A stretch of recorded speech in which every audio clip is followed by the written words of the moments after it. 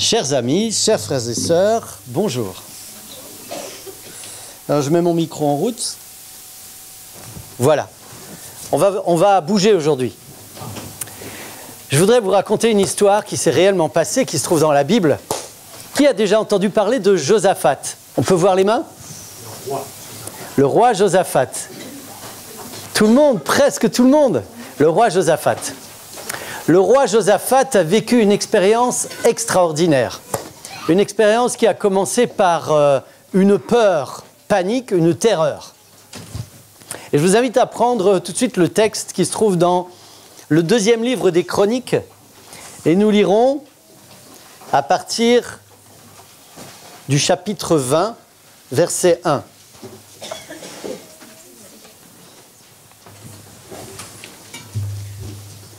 Pendant ce temps, j'installe mes petites affaires. Vous l'avez?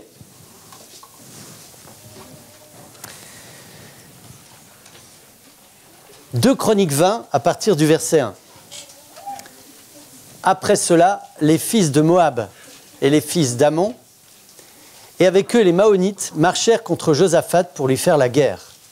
Donc une coalition d'armées qui vient faire la guerre à Josaphat. Ils sont en train de marcher vers Jérusalem. On en informe Josaphat en disant « Une multitude nombreuse s'avance contre toi, depuis l'autre côté de la mer, depuis la Syrie, et ils sont à Hatzatson Tamar, qui est En-Gedi. En-Gedi, une ville qui existe aujourd'hui encore. Et le texte nous dit que dans sa frayeur, Josaphat se disposa à chercher l'Éternel, et Josaphat eut peur. Josaphat eut peur. Alors, lorsque j'étais tout jeune pasteur, je me souviens, j'étais en région parisienne un jour, arrêté à un feu, et il y avait devant moi une grosse voiture, une berline, et moi j'étais dans ma petite 2 chevaux, et je vois la fenêtre de cette voiture qui s'ouvre, et une main sort avec quelque chose qui était dans sa main. Le conducteur était simplement en train de prendre son cendrier et il vidait le cendrier à l'extérieur. Qu'est-ce que vous auriez fait à ma place? C'est pas bien, hein? Voilà. Alors j'ai klaxonné et j'ai fait comme ça. Et là, la portière de la voiture qui était devant moi s'ouvre et sort un malabar. Alors pour vous donner une petite impression, je demande à Samuel de nous projeter l'image. Parce que j'ai un collègue qui est un vrai malabar. Toi, tu le connais très bien, Yonela. Hein, tu vois déjà de qui je parle. Il fait presque 2 mètres de haut. Il était champion de handball dans une équipe nationale lorsqu'il était en Roumanie. Je ne sais pas si vous voyez bien. Hein. Ce sont deux collègues, 2 pasteurs. Lui, il a une taille normale. Et là, voilà Émile. Regardez le bras d'Émile. Alors, le bras, il vient... Vous voyez?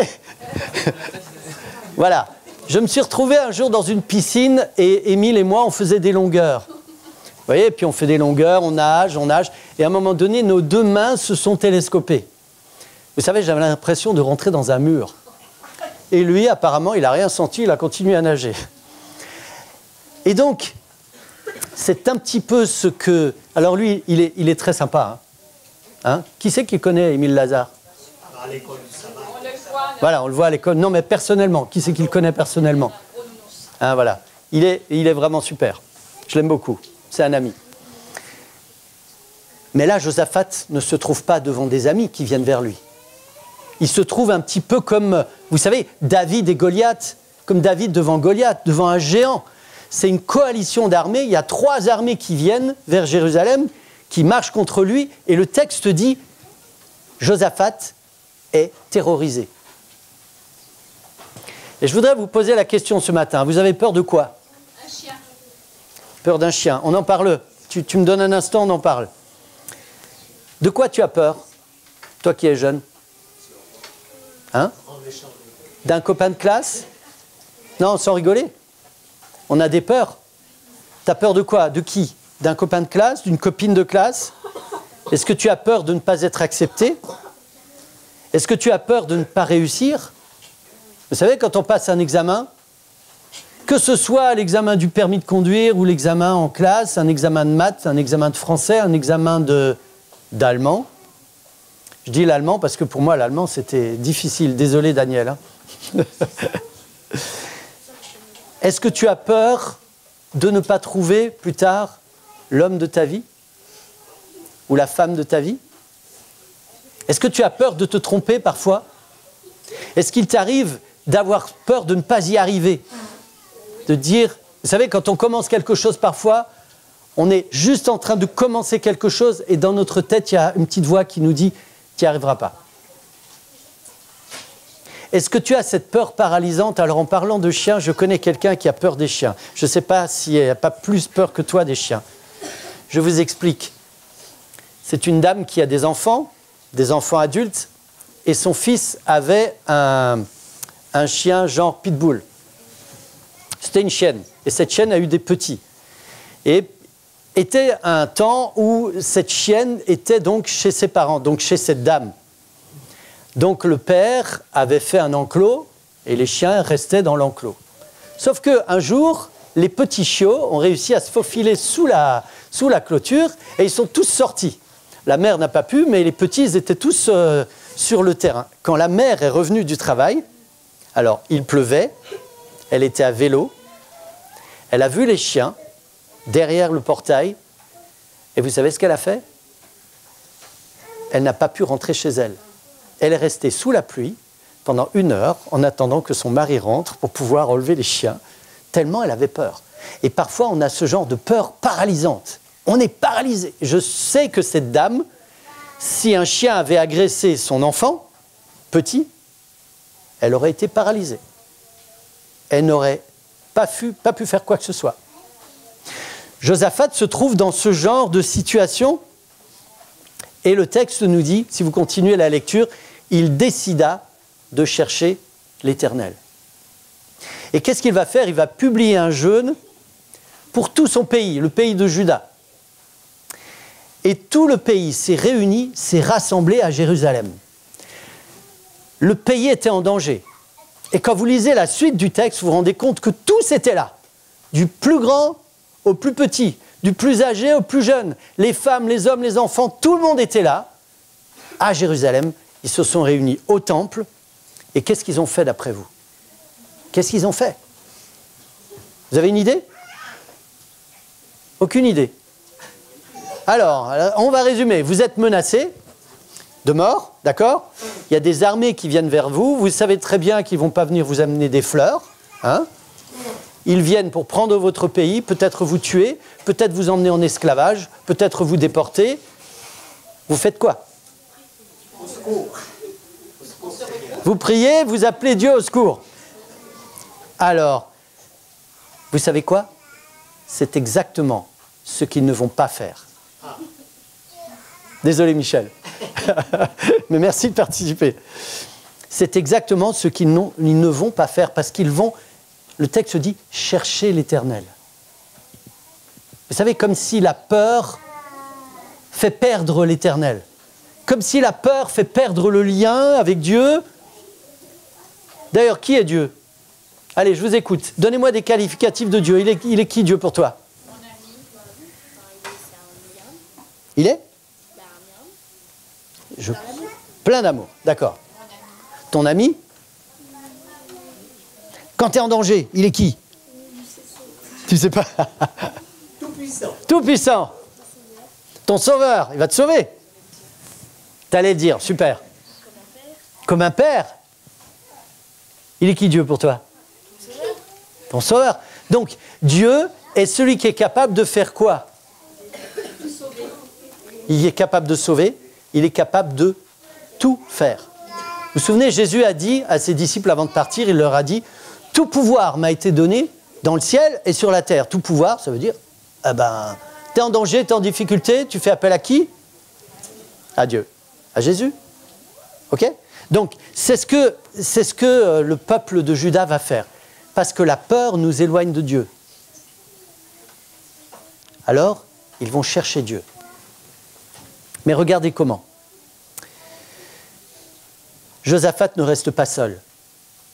Il est le roi, c'est lui qui est concerné, mais le peuple est concerné aussi. Et qu'est-ce qu'il va faire? Il va réunir tout son peuple. Vous savez, c'est un peu comme l'Église il va réunir l'Église et tous ensemble, qu'est-ce qu'ils vont faire? Ils vont chercher Dieu. Ils vont chercher Dieu. Et je rejoins ce qu'on a dit ce matin à l'école du sabbat. Chacun dans son cœur va chercher Dieu et ensemble, ils vont chercher Dieu et ils vont le trouver. Et alors, quand vous lisez la suite, Josaphat va se présenter au milieu du peuple. Alors, c'est marqué dans la maison de l'Éternel, devant le nouveau parvis, donc juste à l'entrée du temple. Hein, et il va dire, qu'est-ce qu'il va dire? Au secours, Seigneur, on va mourir, viens nous aider. C'est ça? C'est ça? C'est ça qu'il va dire? Non, il ne va pas dire ça. Josaphat va marteler qui est Dieu. Il va rappeler au peuple et à lui-même qui est Dieu. Josaphat va marcher par la foi. Il va s'adresser à Dieu et il va dire « Tu es le Dieu de nos pères. Tu es Dieu dans les cieux. Tu domines sur les royaumes des nations. C'est toi qui as en main la force et la puissance. Personne ne peut te résister. » Voilà ce qu'il dit Josaphat. Et tu as chassé les habitants de ce pays devant nous. C'est toi qui les as chassés. Et tu nous as donné ce pays pour toujours.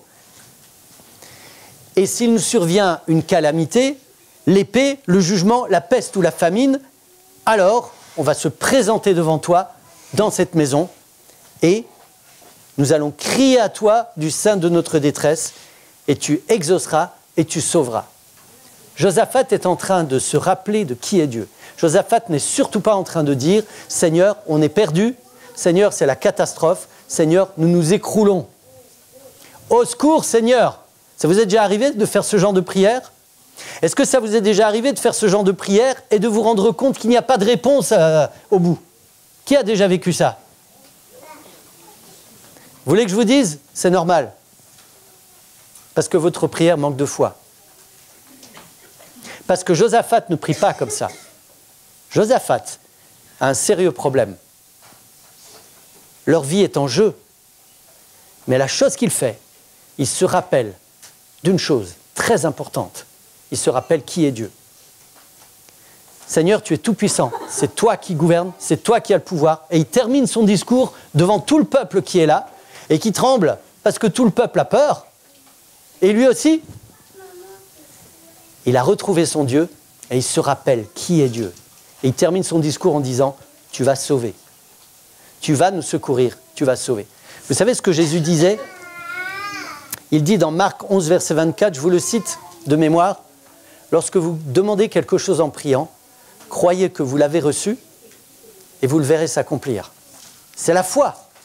Josaphat est rempli de foi et, lisons la suite. Avant de lire la suite, je voudrais vous poser la question. Qu'est-ce qui caractérise la démarche de Josaphat? Est-ce que vous pensez qu'on peut dire que Josaphat a confiance en Dieu? D'où vient sa confiance? De ce qu'il a déjà fait, mais ça ne suffit pas. De ce que Dieu a déjà fait, oui, bien sûr, mais ça ne suffit pas. Sa relation avec lui, ça ne suffit pas. J'ai besoin de précision. Il le connaît personnellement et... Pardon? La Bible. Oui, la Torah, effectivement, mais ça ne suffit pas. Vous pouvez avoir tout ça et être un pharisien. Qu'est-ce qui manque? Hein? L'amour. L'amour de Dieu, pour lui, il l'a expérimenté déjà. Il se rappelle dans l'histoire comment l'amour de Dieu s'est manifesté pour son peuple. Remarquez bien, il parle du peuple d'Israël qui vient d'Abraham, qui t'aimait. Il le dit dans son discours. Abraham qui t'aimait. Dites-moi, je voudrais vous demander de penser à une personne que vous aimez. Que vous aimez vraiment. Ok? Ça va? Vous avez une personne dans votre tête que vous aimez? Oui? Est-ce que vous lui faites confiance? Pourquoi?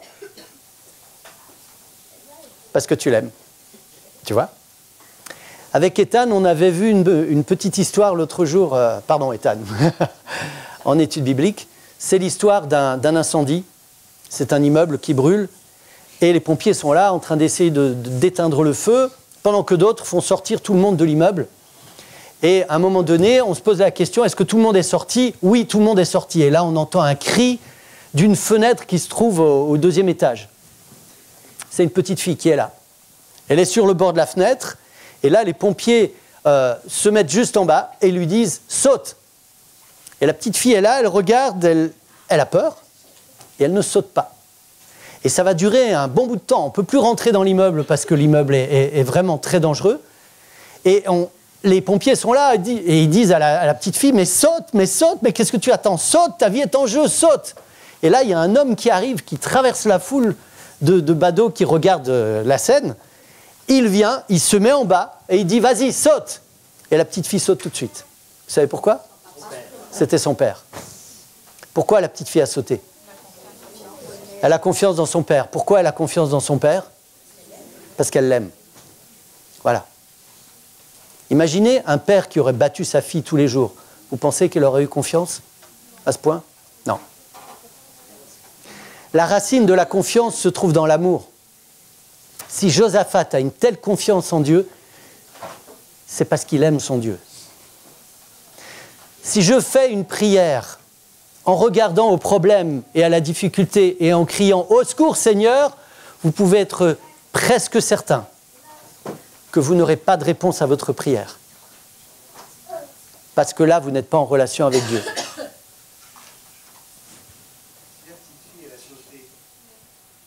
C'est pas parce qu'elle aimait son père, c'est parce qu'elle savait que son père l'aimait. Oui, merci de la précision. Si Josaphat tient ce discours, c'est parce qu'il sait que son père s'aime. C'est la même chose. Quand je fais une prière, si je fais une prière en sachant, en étant persuadé que mon père m'aime, qu'il connaît déjà ma prière et qu'il est déjà en route pour m'aider et pour me secourir, vous voyez comme ma prière va être différente? Qu'est-ce que je vais faire à ce moment-là? Regardez ce qui se passe dans l'histoire. Regardez ce qui se passe. Alors, juste après ça, ils décrivent le problème. Mais ils décrivent le problème après avoir rappelé que Dieu les aime. Alors, je voudrais inviter Laurent à venir me rejoindre. Laurent, tu viens? Vous savez, j'ai fait un petit entonnoir de fortune. Vous voyez, c'est une bouteille vide, sans goulot. Et ce que le monde nous propose, vas-y Laurent, tu peux y aller, c'est ceci.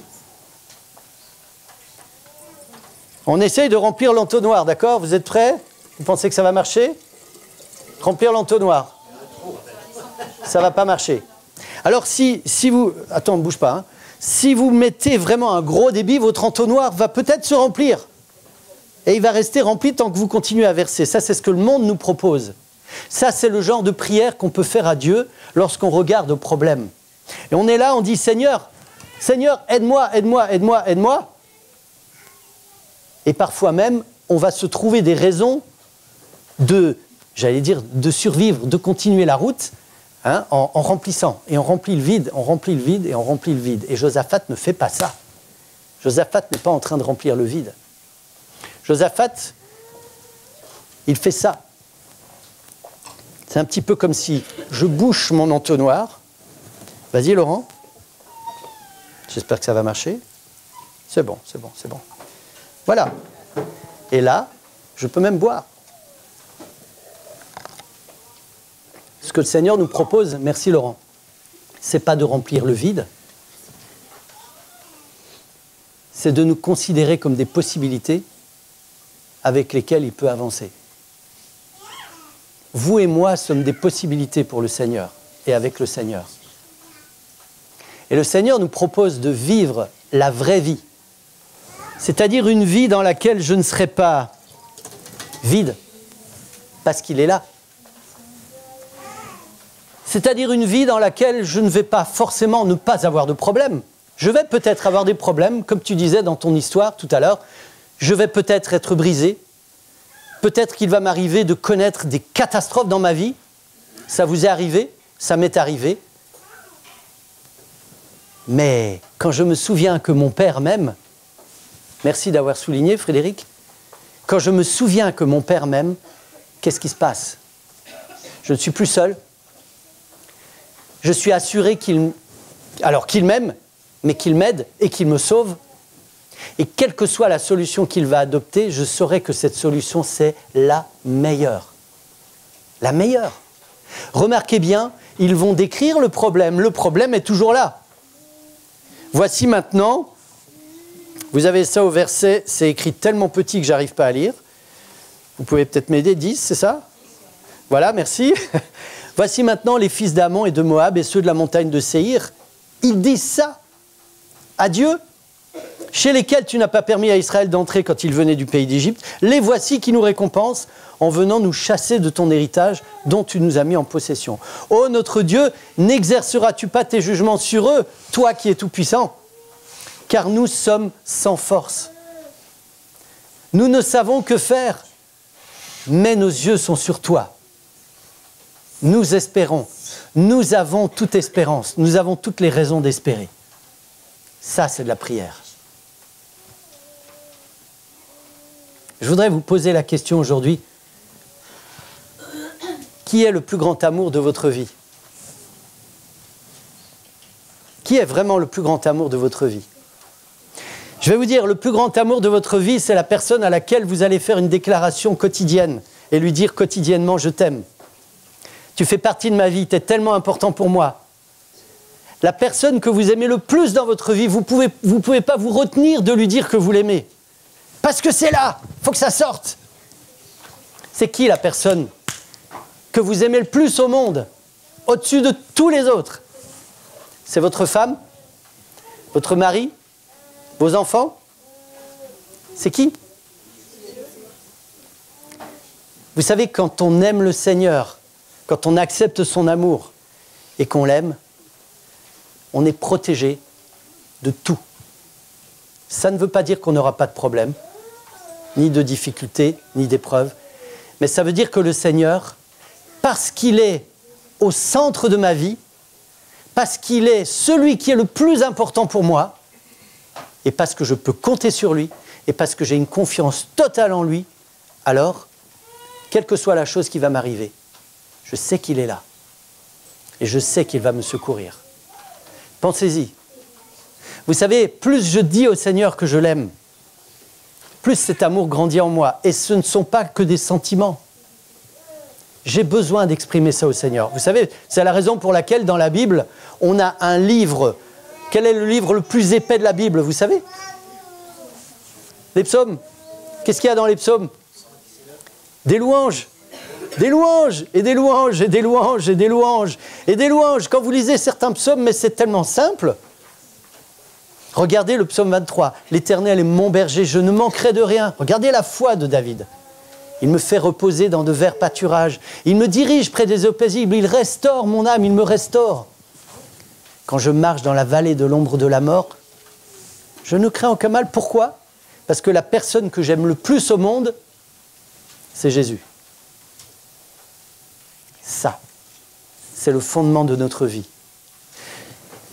Les amis, on a un exemple extraordinaire dans ce passage, parce que vous avez au verset, je pense que vous saurez me dire quel est le verset. Alors, c'est le verset 13. J'ai agrandi. Au verset 13, le texte nous dit que tout Juda se tenait debout. Tout le peuple est là, debout. Ils sont tous galvanisés. Ils sont tous en relation avec leur père.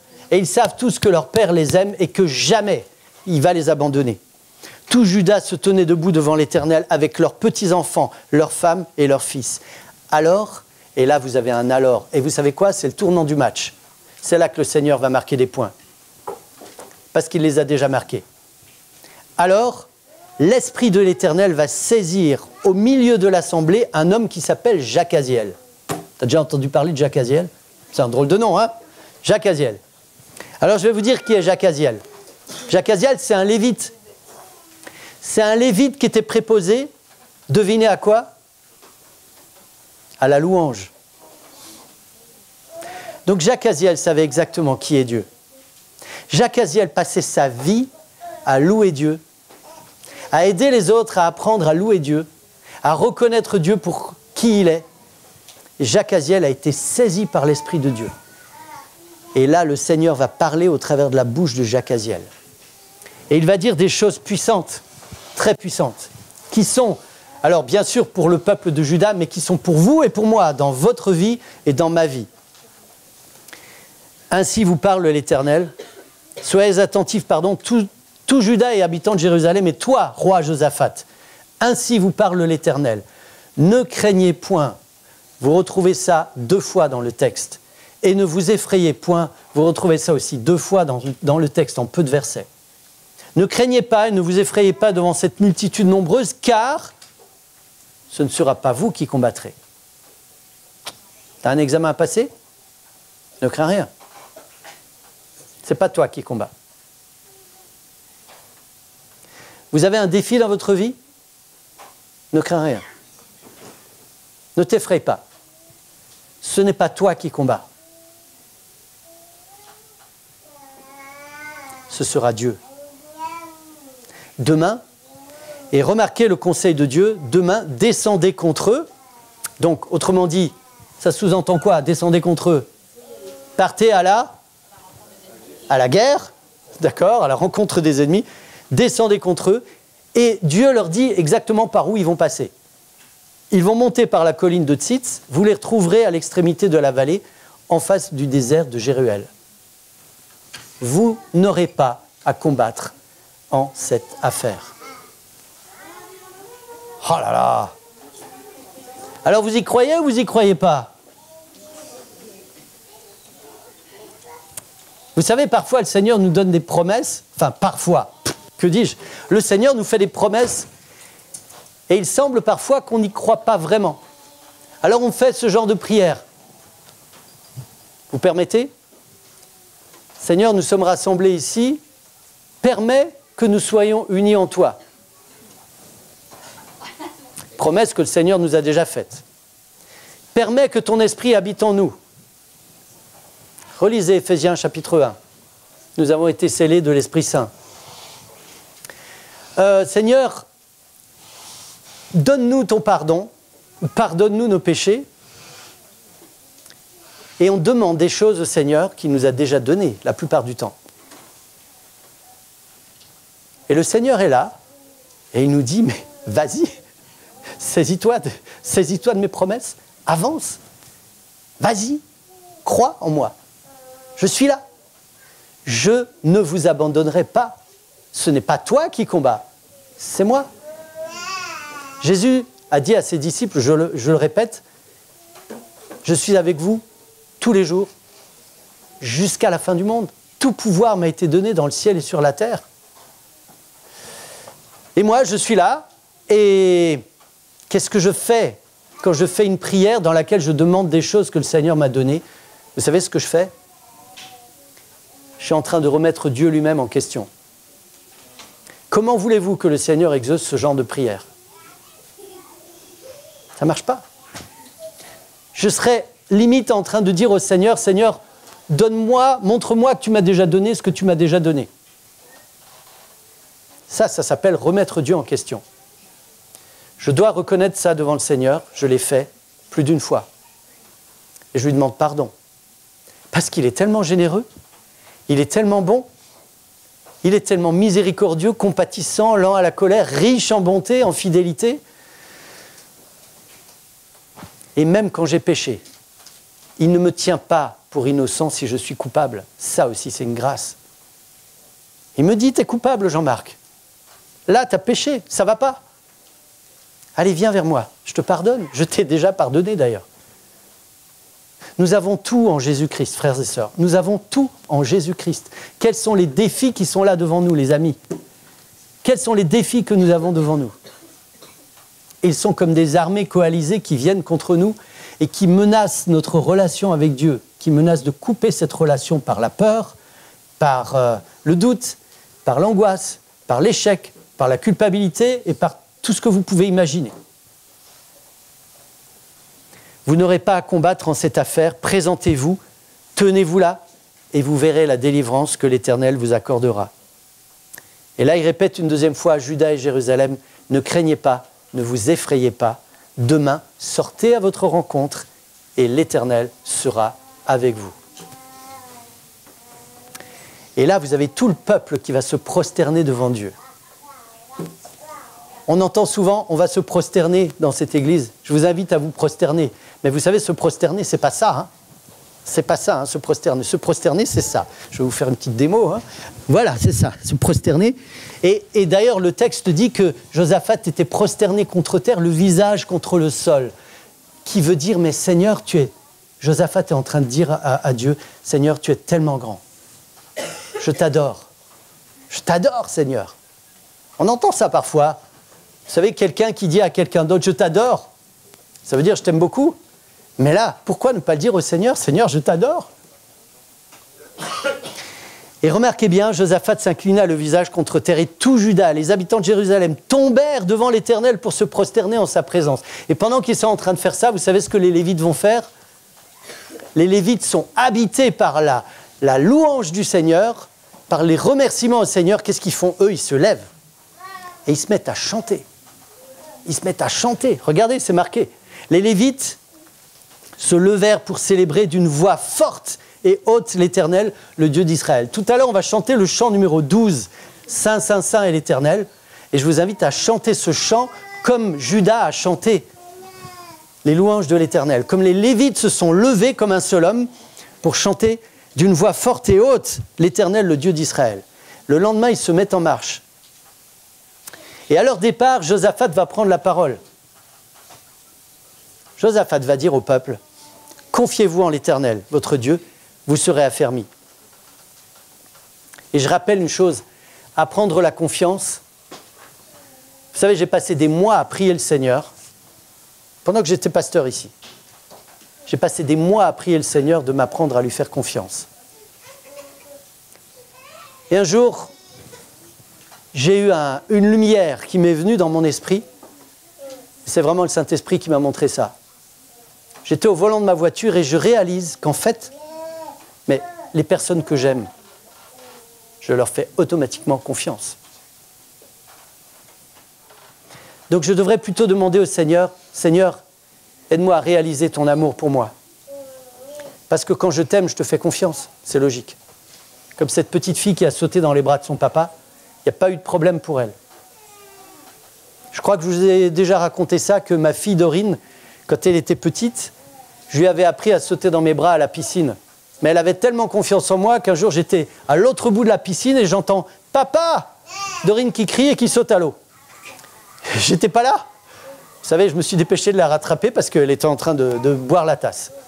Mais la confiance, quand j'aime, je fais confiance. C'est naturel. Je n'ai pas besoin de me forcer à faire confiance. Quand je reçois l'amour de mon Père, alors je lui fais confiance. Confiez-vous en ses prophètes, confiez-vous en Dieu et vous réussirez. Puis, d'accord avec le peuple, Josaphat va faire une chose innommable en termes militaires. Il va nommer des chantres qui, revêtus d'ornements sacrés, comme pour adorer Dieu, ils ont marché devant l'armée et ils célébraient l'Éternel en disant « Louez l'Éternel, car sa miséricorde dure à toujours. » Vous avez déjà vu une armée qui part au combat avec des chantres devant qui chantent à tue-tête, comme ça les autres peuvent bien savoir où ils sont. Ah, c'est bon, on les entend, on va pouvoir les encercler, etc. C'est ce qu'ils ont fait. Pourquoi ils ont fait ça? Ils avaient une telle foi en Dieu. On n'aura pas à combattre. Merci Seigneur. Vous savez, ils ne voient pas la victoire. Mais c'est comme s'ils l'avaient déjà. Ils vivent comme s'ils ont déjà la victoire parce qu'ils ont foi en Dieu. Et c'est ça la foi. Et remarquez bien, et on est ici au verset, alors, 22. 22, très important le verset 22. Lisez avec moi. Au moment où l'on commençait les chants de louange, l'Éternel plaça une embuscade contre les fils d'Ammon et de Moab et ceux de la montagne de Séhir, qui étaient venus contre Juda. Si je remets Dieu en question pour les promesses qu'il m'a faites, je peux prier toute ma vie. Je peux vous dire, je ne verrai pas grand-chose. Mais si je fais confiance à Dieu, au moment où ma louange monte vers le Seigneur peut mettre ses promesses en action. Parce que je lui fais confiance. il peut commencer à agir dans ma vie parce que je lui ouvre la porte et parce que je le laisse faire au lieu de faire les choses moi-même. Vous savez, Juda a vécu une expérience extraordinaire ce jour-là. Parce qu'effectivement, ils n'ont pas eu à combattre. Quand ils sont arrivés au sommet de la colline, ils ont vu leurs ennemis qui étaient couchés à terre. Il n'y en a plus aucun qui vivait. Ils se sont tournés les uns contre les autres et ils sont tous morts. Israël n'a pas eu à combattre. Pourquoi? C'est très simple. Parce que pendant cette expérience, ils se sont posé une question que je reformule avec nos mots d'aujourd'hui. Et la question est, quelle est la personne que tu aimes le plus au monde?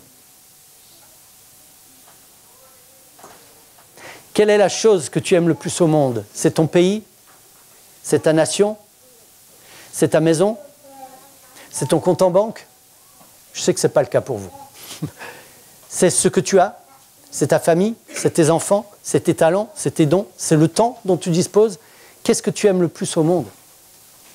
Et quand vous mettez le Seigneur à sa place, on l'a cité tout à l'heure, hein, c'est Blaise Pascal qui disait qu'il y a dans le cœur de l'homme un vide en forme de Dieu. Il n'y a que Dieu qui peut remplir ça. Que Dieu. On passe d'une vie dans laquelle on prie le Seigneur et on lui crie au secours, à une vie dans laquelle on le remercie parce qu'on sait qu'il nous aime, on sait qu'il est là et on sait qu'il ne nous abandonnera jamais. Jamais. Que le Seigneur vous bénisse. Et maintenant, je vous invite à...